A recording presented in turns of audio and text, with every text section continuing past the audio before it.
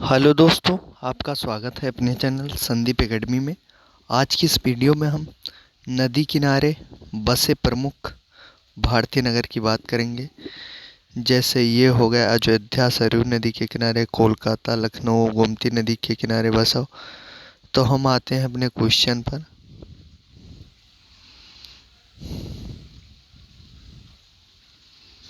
Question पे आ गए। आगरा शहर जो है वो यमुना नदी के किनारे पर बसा है। बद्रीनाथ जो है वो अलकनंदा। इलाहाबाद जो है गंगा यमुना सरस्वती का संगम है। इस टाइम इसे प्रयागराज भी कहा जाता है। दिल्ली यमुना नदी। फिरोजपुर सतलज नदी। हरिद्वार गंगा नदी। कानपुर जो है वो गंगा नदी के किनारे बसा है।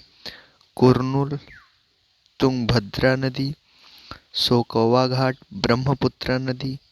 पटना गंगा नदी। श्रीनगर झेलम नदी। सूरत ताप्ती नदी के किनारे बसा हुआ है। अगला है नगर और नदी। अयोध्या जो है वो सरयू नदी के किनारे बसा है। कोलकाता जो है वो हुगली नदी के किनारे बसा है। लखनऊ गोमती नदी के किनारे बसा है। अहमदाबाद साबरमती नदी के किनारे बसा है। डिब्रूगढ़ ब्रह्मपुत्रा नदी। गुवाहाटी ब्रह्मपुत्र नदी। और जबलपुर जो है वो नर्मदा नदी के किनारे बसा हुआ है। कोटा कोटा जो है वो चंबल नदी के किनारे बसा हुआ है। कटक महानदी के किनारे बसा हुआ है। नासिक गोदावरी। अक्सर इम्पोर्टेंट क्वेश्चन में पूछा जाता है कि नासिक किस नदी के किनारे बसा हुआ है। तो जब भी ये क्वेश्चन पूछे तो इसका राइट आंसर हो जाएगा नासिक जो है वो गोदावरी नदी के किनारे बसा हुआ होता है। अगला है संबलपुर। संबलपुर महानदी के किनारे बसा हुआ है। श्रीरंगपट्टनम कावेरी नदी के किनारे बसा है। वाराणसी जो है वो गंगा नदी के किनारे। वाराणसी एक शहर है जो उत्तर प्रदेश में स्थित है और इसे घाटों का शहर भी कहा जाता है। अगला है विजयवाड़ा शहर जो है वो कृष्णा नदी के किनारे स्थित है। फिर है पंढरपुर